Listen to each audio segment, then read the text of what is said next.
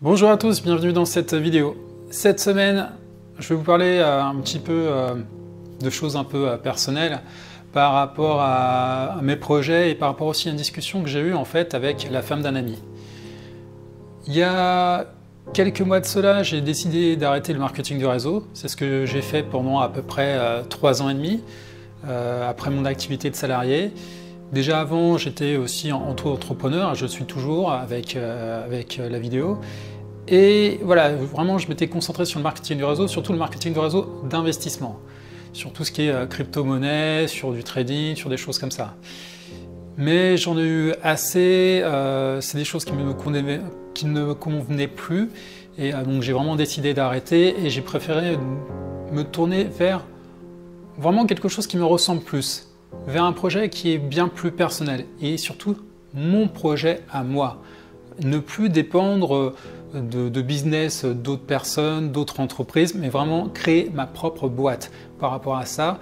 Et donc voilà, j'ai eu une discussion un soir avec cette amie, et elle me disait, parce que voilà, elle me demandait où j'en étais un petit peu, on va dire dans mes business, dans mes trucs, qu'elle voyait de loin, et je lui ai dit, bah écoute, voilà, j'ai décidé depuis un moment d'arrêter. C'est vrai que je n'en avais pas parlé, j'en avais parlé à ton mari et tout. Et puis elle a commencé à me parler un peu plus et surtout de manière plus ouverte.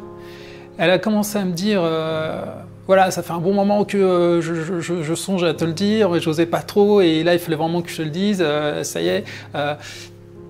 Je sentais qu'elle avait besoin de sortir quelque chose, donc je l'ai laissé parler, il n'y a pas de souci. Et puis elle me demandait si j'étais ouvert justement à pouvoir écouter certaines choses. Je lui dis oui, bah, vas-y. Elle me dit bon, le prends pas mal, mais ça fait un bon moment que tu me dis que tu fais ça et machin, et ça ne marche pas.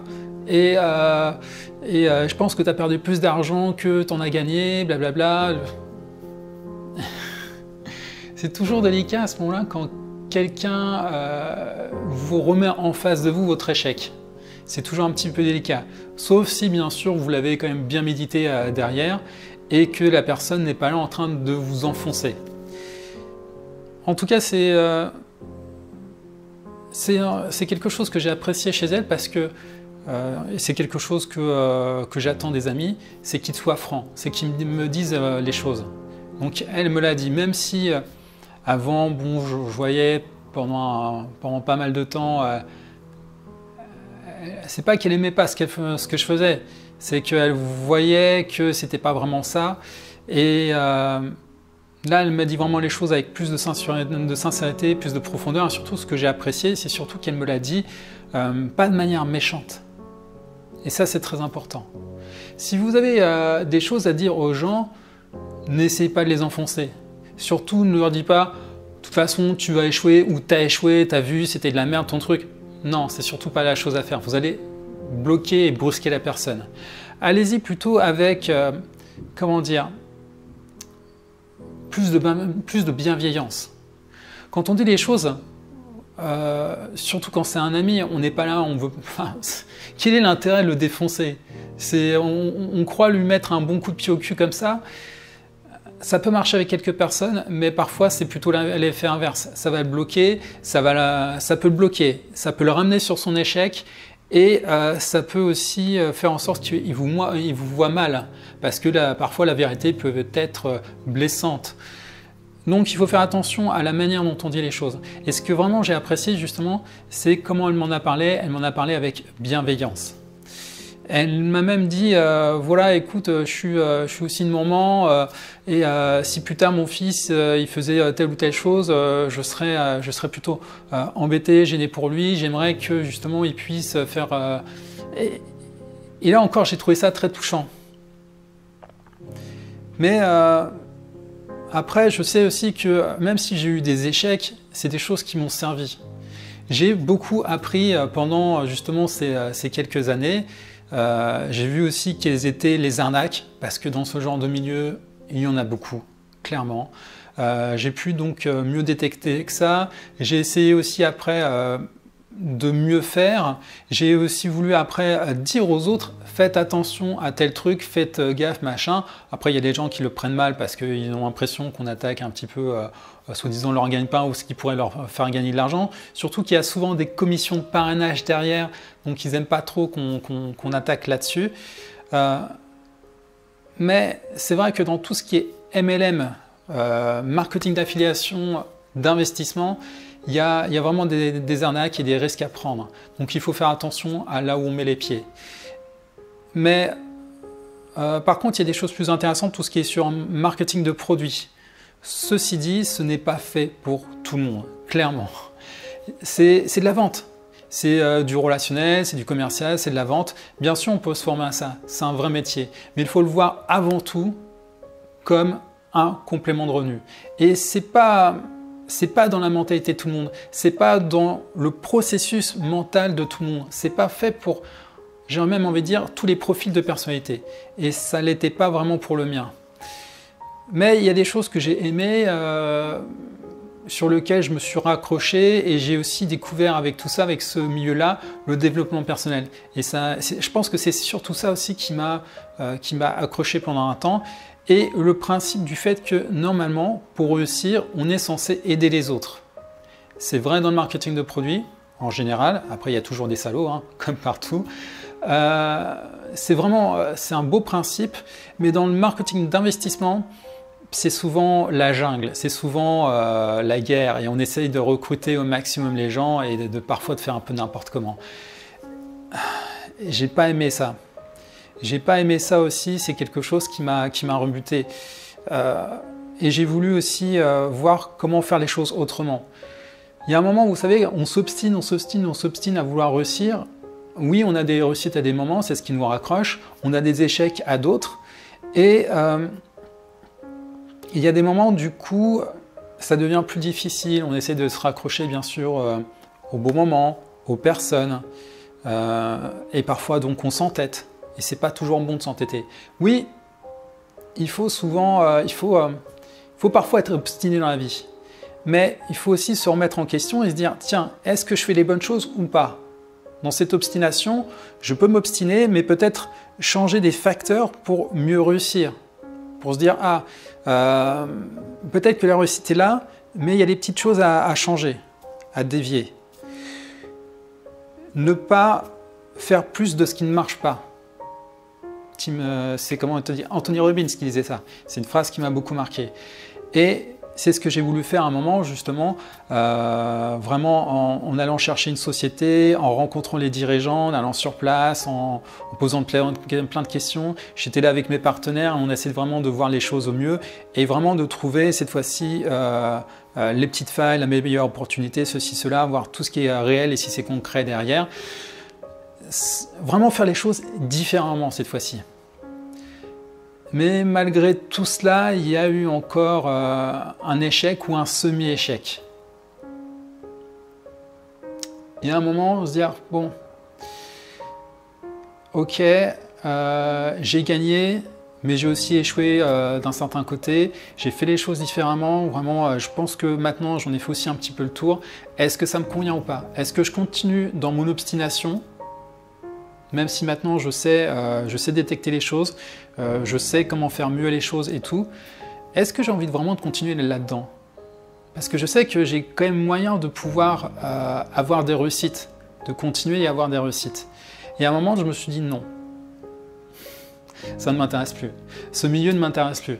Que ce soit donc le marketing de réseau d'investissement, mais aussi en marketing de réseau de produits, je l'avais bien senti depuis pas mal de temps, c'est pas quelque chose qui me convenait.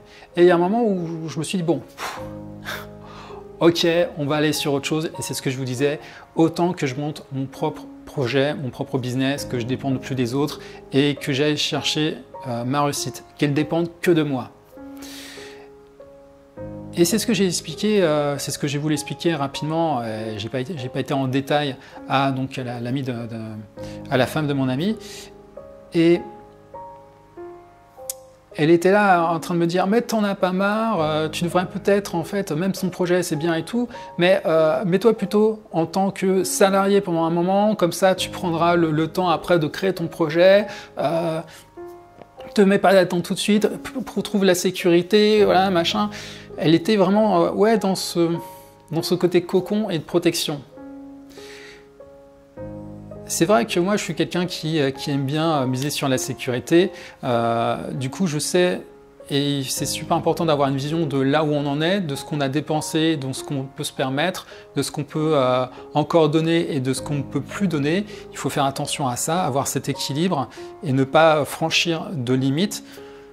En tout cas, voilà, c'est ma façon de voir les choses. Et j'étais quand même assez d'accord sur sa manière de voir les choses. Sauf que je pense que je peux plus me le permettre qu'elle ne le croit.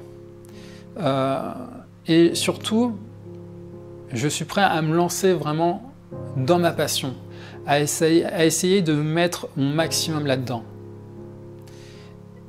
Mais elle voyait que ça ne pouvait être qu'un à côté. Que voilà, il fallait que je gagne mon pain à la sueur de mon front, dans un job complètement alimentaire, voilà, que j'aille trimer, et que ma passion, c'était vraiment juste à côté, juste un complément, le petit truc. Jusqu'à bien sûr que ça puisse réussir. Mais si je fais ça, combien de temps ça va me faire? Combien de temps ça va me prendre pour réussir? Est-ce que il faut que maintenant, je me dise, j'y vais à fond dans mon projet, là j'ai encore un petit peu de temps, j'ai les ressources nécessaires, j'y vais à fond et vraiment j'accélère, bien sûr en faisant bien les choses, et je mets en place mon projet, ou est-ce que je me contente de vraiment miser sur la sécurité, de miser sur un certain confort en ayant un job alimentaire et en faisant mon petit projet à côté et en étant malheureux au final. Malheureux parce que ça ne me correspond pas. Ça ne me correspond pas. Je ne suis pas quelqu'un qui peut être salarié. Je l'étais, mais il y avait une certaine liberté dans le fonctionnement de ce que je faisais avant. Et là, être un simple salarié, avoir quelqu'un au-dessus de moi, avoir toute cette hiérarchie, ceci, cela et tout, bosser pour les autres, non, ça ne me convient pas. J'ai même un ami qui a monté sa start-up, qui à un moment m'a demandé si je voulais être commercial pour lui. Je me suis dit, ah, ça pourrait être intéressant, surtout que j'aime bien ce gars, j'adore son projet et tout. Mais je sais que je n'irai pas à fond parce que ce n'est pas mon projet à moi. Je sais que je ne m'y investirai pas parce que c'est... Enfin, si, je m'y investirai, mais pas comme il se doit, parce que ce n'est pas mon projet à moi. Et donc, face à elle, j'étais en train de lui dire, écoute, c'est vrai, je suis d'accord avec toi, mais c'est ta vérité. C'est ta vérité. C'est ça, c'est qu'il y a un moment, il faut voir, quand on n'a pas de solution derrière et quand on n'a pas le choix, on va miser sur la sécurité. Mais quand on a encore un petit peu de choix, suffisamment de marge, qu'on sait qui on est et qu'est-ce qu'on veut, je pense qu'il faut aller le chercher. J'ai 37 ans. Alors c'est vrai que du coup, je ne peux plus m'amuser comme à la vingtaine à faire certaines choses. Et il y a un moment, je me dis, c'est peut-être maintenant ou jamais. Quand on mise pas trop sur la sécurité, quand on veut entreprendre ceci, cela, c'est bien, c'est vrai, quand on est jeune, quand on a la vingtaine, quand on veut faire des choses, c'est là où vraiment il faut se lancer dans ces projets, il faut tester. Et plus ça vient avec le temps, plus ça devient difficile. Surtout quand on peut compter que sur soi-même. Je ne peux pas compter sur grand monde. Donc, il faut vraiment que je le fasse avec moi-même, avec mes armes. Et je me dis, voilà, j'ai 37 ans, je vais bientôt arriver à la quarantaine. Je pense que c'est maintenant ou jamais. Il faut vraiment que j'y aille. Et il faut que je prenne vraiment les choses à bras le corps. Et c'est, du coup, ma réalité. C'est ma réalité, la manière dont je vois les choses. Quelle est votre réalité à vous? Vous avez peut-être une réalité, une manière de penser, de percevoir les choses qui est différente des miennes. C'est votre réalité. Il y a la réalité générale, avec vraiment les grands principes de l'univers, de la science, la mort, la vie, c'est des choses voilà, qui sont vraiment communs à tout le monde. Mais il y a après des vérités plus personnelles. Et la manière dont on conçoit certaines choses qui est du coup personnelle. Il y a des gens qui se disent, voilà, la vie normale, la vie parfaite, c'est d'avoir un bon métier, d'être marié, d'avoir son chien, sa femme, ses gosses, sa maison. Il y a des gens qui conçoivent la vie comme ça, qui conçoivent une vie normale comme ça. Mais il y en a d'autres qui ne peuvent pas le concevoir. Il y a des gens et j'ai une très bonne amie qui me dit « Moi, je me marierai jamais ». Il y a des gens qui ne conçoivent pas ça. J'avais quelqu'un dans ma famille, et peut-être que vous en avez aussi, qui ne voulait pas d'enfants. Il y a des gens, c'est leur vie à eux, ils n'en veulent pas. C'est leur réalité, c'est leur carte du monde à eux. C'est comme ça qu'ils conçoivent les choses. Et il faut parfois savoir l'accepter. C'est peut-être un petit peu compliqué de dire, voilà, mais non, c'est comme ça que tu devrais faire. On veut souvent imposer notre vision des choses aux gens, mais ce n'est pas toujours la solution. Et imposer aux autres, ça peut aussi les rendre malheureux. Donc il faut bien comprendre que notre vision de la réalité, notre carte à nous, n'est pas forcément celle des autres. Et donc, c'est ce que je lui ai dit, c'est que voilà, sa vérité n'est pas ma vérité. Et elle l'a compris. Mais elle me disait, et vraiment avec bienveillance, et merci pour elle, pour ça, comment elle voyait et concevait les choses. Donc voilà, je pense que c'est un concept important à comprendre et qu'il fallait que je vous le dise, que je vous le transmette. À la fin du repas, je vais poser une question quand même. À un moment, je lui ai demandé, mais quels sont tes rêves à toi? Qu'est-ce que tu as envie de faire? Quels sont tes rêves? Qu'est-ce que tu as envie d'avoir de plus? Elle a été pas évasive, mais elle m'a dit simplement, j'ai pas de rêve en particulier. J'ai déjà un bon métier qui me plaît. J'ai déjà une maison, parce que c'est vrai qu'ils ont acheté, ils ont une baraque, ils ont une piscine, c'est vraiment sympa. Ils ont 2 gamins qui sont super, qui sont des vrais petits monstres. Et du coup, pour elle, voilà, elle n'avait pas besoin de plus. Elle m'a dit, je rêve pas forcément d'une grosse bagnole, ça ne m'intéresse pas, j'ai ce qu'il me faut. Encore là, vous voyez que sa vérité, sa vision du monde est la sienne. Mais il y a des gens parfois qui aspirent à moins ou qui aspirent à plus. Il y a des gens, métro, boulot, dodo, une belle baraque, ceci, cela, une maison avec piscine, ça ne les intéresse pas. Il y en a d'autres qui vont plutôt rêver justement de grosses bagnoles, de Lamborghini, c'est leur kiff à eux. Chacun ses rêves. Et encore là, il faut le concevoir. Je me dis, c'est un petit peu dommage, elle se limite à ça, mais si elle est heureuse comme ça, peut-être qu'elle a encore besoin de se chercher, peut-être qu'elle en aura plus tard d'autres rêves. Et notamment, je pense pour ses enfants, elle voudra essayer peut-être que les aider à accomplir ce qu'ils veulent eux, et de grandes choses peut-être. Ça, c'est des rêves donc qui peuvent venir plus tard. Mais vous voyez que, encore là, sa réalité est la sienne et n'est pas forcément la mienne. Moi, je veux pas forcément voir ça. Moi, je veux créer quelque chose par moi-même, je veux avoir mon entreprise et la faire grandir. Et avec toute la vision que j'ai derrière, tout le concept que j'ai derrière. Chacun a ses propres rêves, sa réalité. Maintenant, posez-vous la question. Quels sont vos rêves? Quelle est aussi votre réalité à vous? Qu'est-ce que vous voulez en faire? Posez-vous ces questions. Et pour vous aider un petit peu à ça, dans une prochaine vidéo, on va y revenir. Je vous remercie d'avoir suivi cette vidéo et je vous dis à très bientôt. Salut!